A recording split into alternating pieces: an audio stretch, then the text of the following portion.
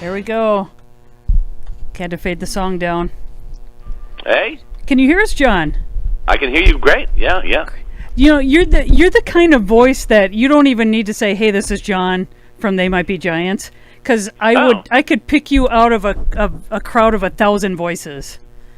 Sometimes people say my voice sort of sounds like Ira Glass, because I have like a higher voice. I think you could still get away with just saying, "Yeah, it's me," when people are on the phone with you. I think though, and they would still know it's you. I'll give it a try. All right. Or if you just add some more pauses to your voice and say, "This is Ira Glass." And like you know, I don't know if you listen to what is the New York Times morning. What is their morning podcast? It's really a great thing. But I have heard some of them, but it's I'm firing up my little podcast thing here. The Daily. The Daily, yes. The New York Times, the Daily with Michael something or other. He got spoofed on Saturday Night Live before Mark Maron on like the podcast awards. There was they did a podcast awards episode, and the way they spoofed him, the guy doing the imitation, the guy who does the Daily on the New York Times podcast does the thing where it's a little bit of the Terry Gross thing where he really enjoys the tone of his own voice, so he's kind of doing this thing where he's like, you know, President Trump is in more trouble than you'd imagine. And so he kind of you know savors everything that he's saying, and in the imitation of him on Saturday Night Live, they completely nailed him on this thing. And I've noticed from the day it happened, he's completely woken up and just reads things much more straight. Like he obviously doesn't want to be imitated, which is I think it's a kind of a you know, great that he's like tuned into it. But I mean, I guess if you get imitated on Saturday Night Live, it's pretty. That's an ego booster, stuff. Right? Yeah. Oh, I don't know. Unless you're the president. I feel like seeing yourself imitated is a tough thing to feel awesome about. But anyway, how are you guys doing? We're doing great. We've had such an amazing day. Again, we've heard from all 50 states, all 7 continents. Right. I hear Wyoming. I saw on Twitter that Wyoming was a standout. That was a standout. Well, you know, it's odd to me because I even know people in Wyoming, or I have family friends in Wyoming, so I would think there'd be some inside reminding going on. But then we got 3 or 4 when we really put the word out. Then people showed up in droves. So right. You guys have fans everywhere except a little more in Africa. You need to kind of build on, and surprisingly, where in Africa? Well, we did hear from. Where do we hear from, Chantel? Zimbabwe, Republic of Congo, Democratic Republic of Congo. Mm-hmm. We got a couple from Zimbabwe. Yes, 2 from Zimbabwe. That sounds like Africa to me. But we didn't get any requests from France, which we've kind of thought was strange. Oh, we did get India. Oh, we did get India. That's right. It sounds like your reaching out to France for requests was about as successful as our touring of France, which was we really did like a colorful 10-date run of empty rooms. It was very pointless. Wow. But you know, the thing about France is that they have their own culture. You know, like they don't really care about U.S. rock culture that much. I mean, unless it's Madonna or something that kind of, you know, somehow addresses their own cultural stuff. Like the Catholicism of Madonna really makes her scan, but you know, they're not interested in rock music in general. They do love the Flesh Tones. I do know the Flesh Tones go there quite a bit. Well, it's, you know, I guess the thing about it is, it's like the thing about the Flesh Tones is that the Flesh Tones are very sexy. You know? That's true. That's true. And I think that speaks to a French aesthetic. I think it's interesting. Like, you know, the whole, like, you know, when we started touring in the 80s, we were very, very popular in Germany. Like, you know, more popular in Germany than in England, which didn't make a lot of sense, except that there's a subculture in Germany that's very interested in subcultures in the United States, almost from like an anthropological level. Okay. Which is Native American culture for sure. Oh well, no. They're interested in like Frank Zappa and things that are kind of, anti-establishment. Sure. Like they would just always be like, "Do you consider yourself a hippie?" It would always be very, kind of oriented towards counterculture stuff. But and Japan was really into psychedelic rock, and I'm sure the Fleshtones. I bet the Fleshtones have a pretty sweet deal. They could probably go. I don't know if they've been to Japan. They go to Spain a lot too, which is crazy. We had the Fleshtones came to Mankato a number of years ago, and so we've kind of kept in touch with them. Sure, because they're just amazing guys. But you know what? They Might Be Giants is sexy. No, I hope I didn't make you feel weird, but I don't know. It's not not the first thing that comes to mind for most people, but maybe that's changing. I think also there's sort of different standards of sex appeal in the world, but who can say? Well, sexy is such a big word. We've been asking people for questions, like we like to do. Do you mind if we just shoot off some quick fire questions your way? Sure. And can I be really selfish and ask you my question? Do whatever you like. I have a two-parter. One, do you need some more KMSU mugs? Because we had somebody that told us that they spotted your KMSU mug on the stage not that long ago. No, we're doing fine for games. We still have them. What's strange is that there's certain things. A lot of times when you're on the road, some things just like you get given something and it just flies out of your hand at the moment it's given to you, and other things just somehow seem to get packed away and hang out forever. And those mugs that we got from you guys have been on our tour bus ever since March. So, that's awesome. Yeah, so it's had some nice utility. Well, you know where to find us if you need more, because we'd love to send you more. And also, is Mink Car ever going to get a vinyl release? Oh, I would imagine. The truth is like, what we're doing is such a sort of a small business enterprise that rolling out the vinyl stuff is requires a certain amount of like if you get like 2,000 copies of a record made, you save X amount more than you do if you make 1,000 and 5,000. It's all just sort of hopefully we'll get there. I don't know if we have the artwork. It would be very hard to reproduce the artwork because Sure. I don't think it came out on vinyl. But no, this one never did come out on vinyl. So that's why. No, so it's like that's the other thing is figuring out how to reproduce the artwork when we don't have the original to work with. Sure. The original stuff to scale, like blowing up a CD to vinyl size just looks like a gigantic smeary JPEG. It just doesn't really work.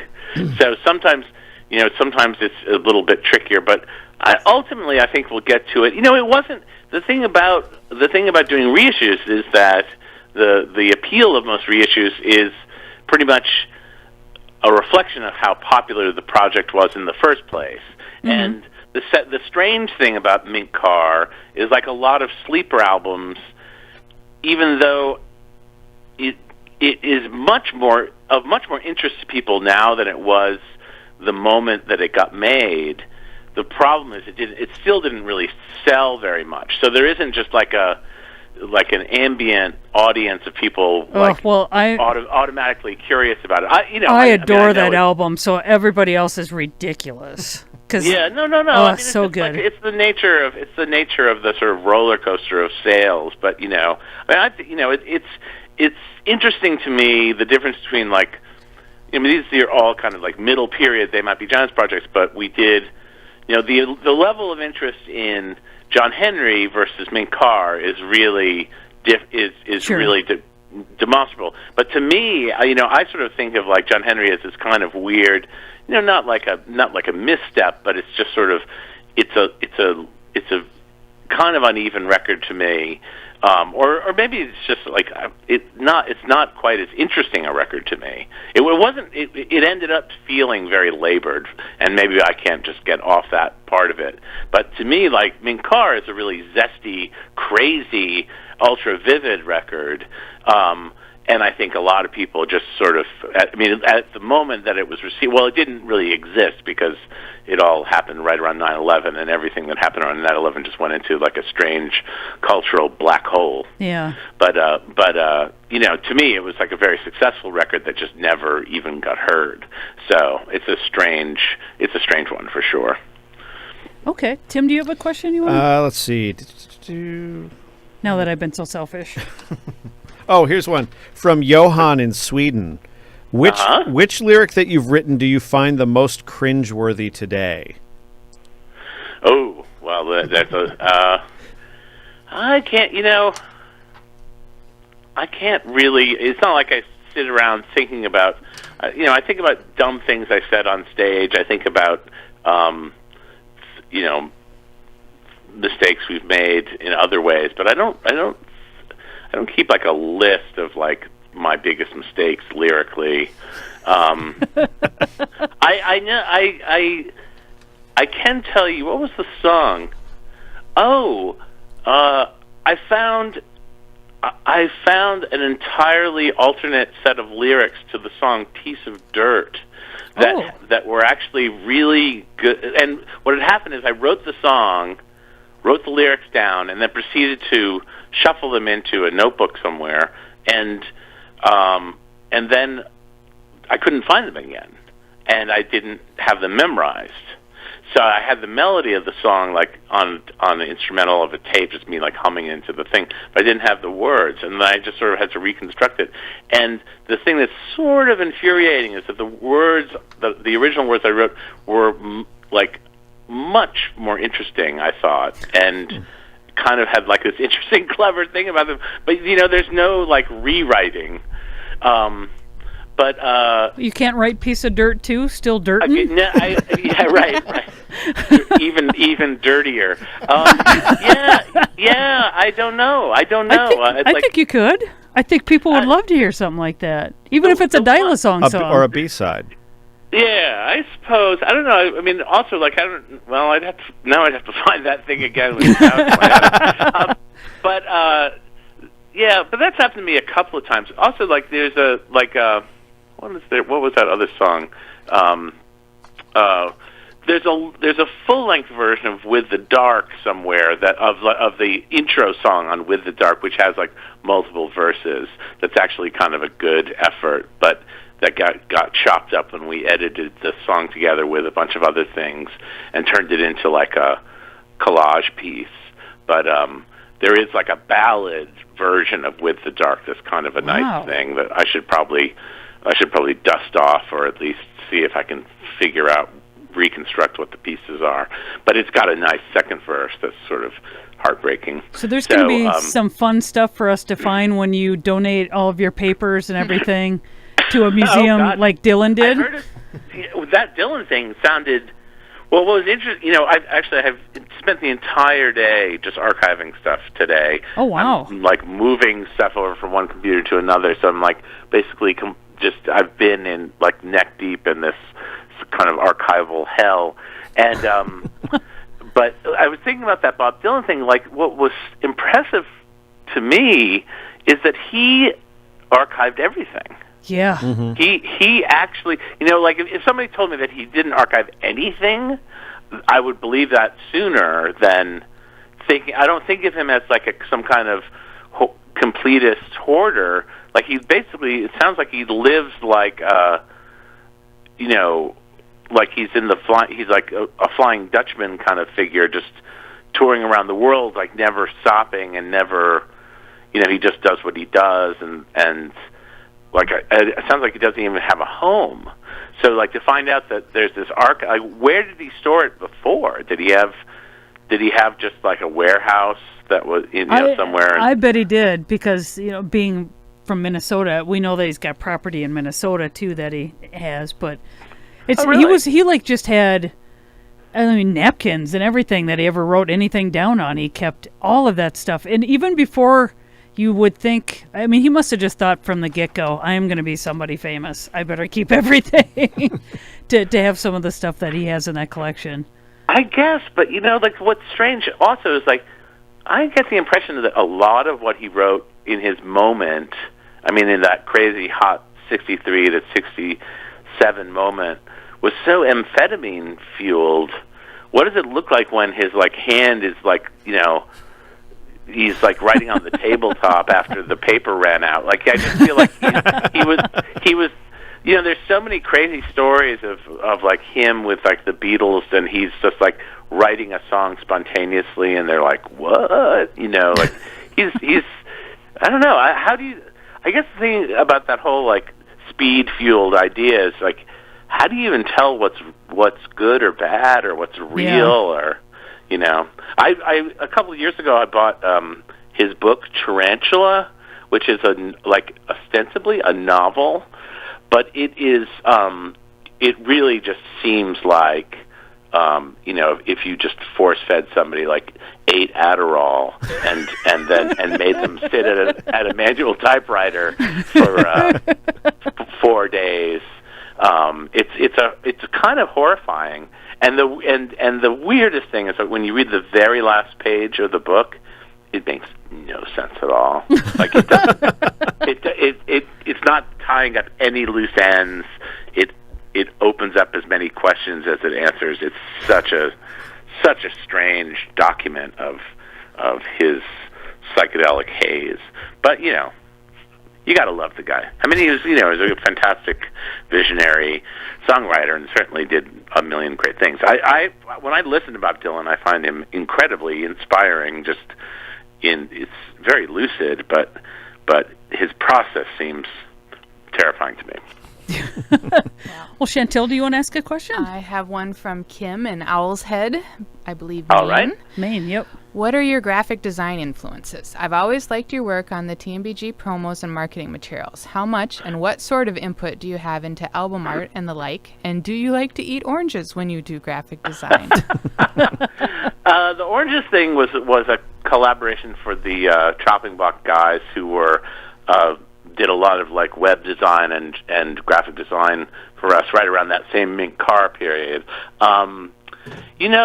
I went to art school and I studied graphic design, and I worked in graphic design professionally for a bunch of years when the band was starting, and so it's always been like a really active interest of mine. And the truth is, like, my role in They Might Be Giants is much more of like an art director than an actual graphic designer. I mean, I do some things that are some relatively simple things, but most of the time, like my real influence is just finding the people who are going to do the illustrations or do the animations or do the album covers. Like I've always, there are people who do their own album covers, but I feel like a lot of times that feels a little bit like a vanity project, and I wanted the sort of tradition of our album covers to be a little bit more expansive than that. Like right from the jump, John and I, we sort of decided we didn't want to have our album covers be about our faces.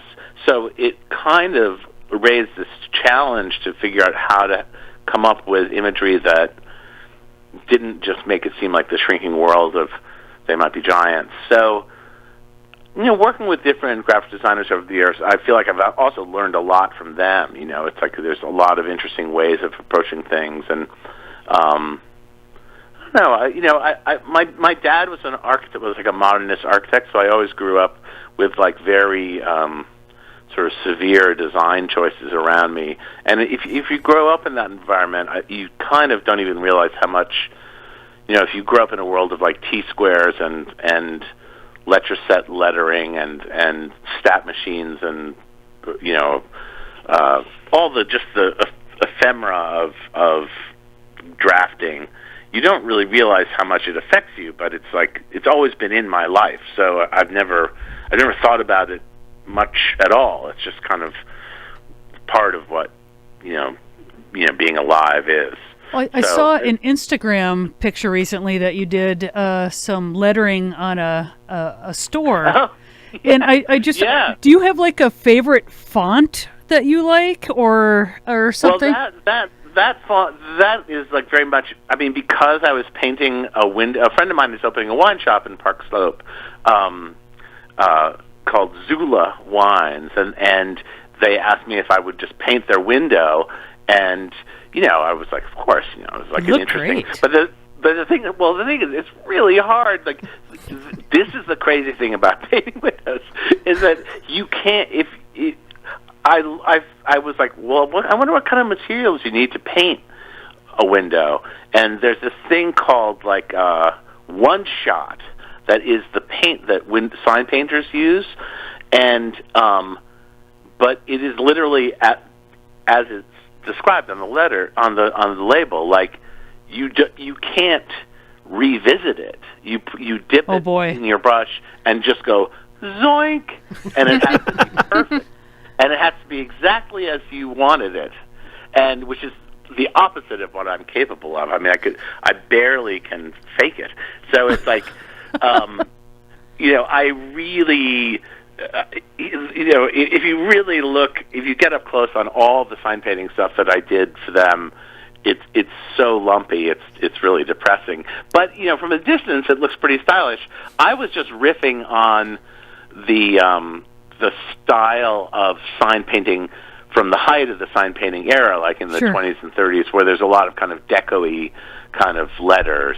Like the cover of Lincoln has a similar idea. The font on the cover of Lincoln is this thing where the inside shapes of the font are square, but the outside have rounded edges, and that's a very sort of a real secret signifier of deco style, and that's something that I'm always kind of attracted to. Well, I think there's definitely a They Might Be Giants aesthetic that you guys have created. You can look at one of your albums and know it's They Might Be Giants. Oh, absolutely. Even as varied as they are, and from way back till now.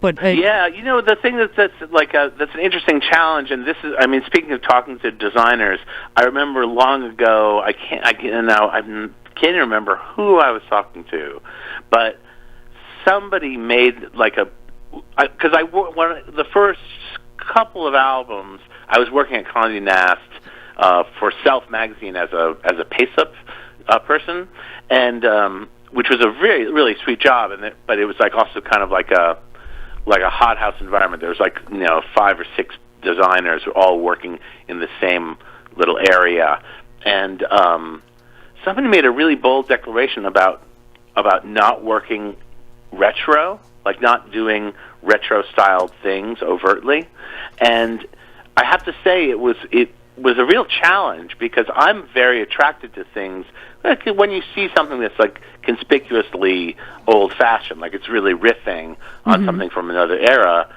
I think there's something very appealing about that, but this was so challenging that it actually stuck with me. And one thing I think the only time we've done an overtly retro cover was for Why Does the Sun Shine, which was sort of riffed on like education, because the song was like a kind of a campy song. It was an educational song, so it had this very over the top kind of like old time 50s teach your kid how to think thing about it. Like it kind of carried that across into the graphic design of the EP.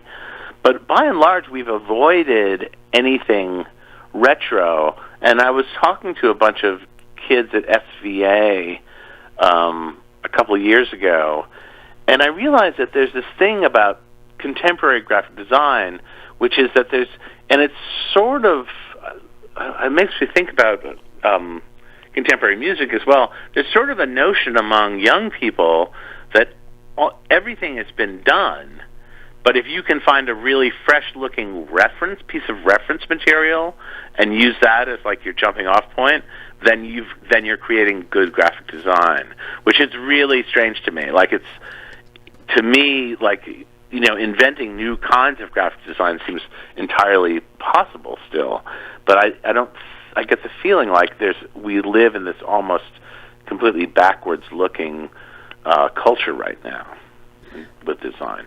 Well, I tell you what, we're running out of time because we have to sign off at 6. But do you want to have one more question, Tim? One last question is, what are you reading right now? What am I reading? Well, I just I read this book called. This is such a dumb idea, but you know, I've got a year of work ahead of me, and so I listened to this book called Beatles '66. That's all about like the Beatles' transition from Beatlemania into psychedelic rock. And I've had this strange notion that I want to explore the things that they explored in that moment. And there's some really odd references. Like speaking of culture, like they read the play Ubu Roy, which is this really crazy kind of Dadaist play, and so I've just been like looking at that online, looking at performances of that online. It's very, very strange. What are the chances with Linnell reading a book about psychedelic drugs and you reading this? Are we going to have a psychedelic They Might Be Giants album in the near future? That would be good. It would be really good, like, as we, like, enter our like, early 60s to, like, really get into psychedelic drugs. It's like, yeah, those guys really lost their way. You know, anything's possible. Oh, so he's reading that, what's his name? The guy, the Omnivore's Dilemma guy wrote a book about microdosing. Yeah, well, there you go. Anything's possible. Well, before we let you go, John, I just want to thank you again for spending some time with us. I know you guys are so busy, and we appreciate every minute that you can give us. And just know that thank you. Throughout the day, we've had so many people sharing stories with us again, just about how important your music is to them through the tough times, through the happy times, bringing families together. We've had some really amazing stories. So I just want you to know that your fans just cannot love you more than they do. And we just want to thank you for everything. Well, thank you. And in this holiday times when we're forced to be with our families so much, it's good to know there are other things out there. You can go out to the car and listen to some They Might Be Giants, and it's going to be all right. Exactly. Think about that psychedelic album that's coming out in 2019. Yeah, microdosing. Well, all right. Well, thank you guys so much. Thank you, John. I'll talk to you soon. All right. Sounds good. Thanks, John. Bye-bye.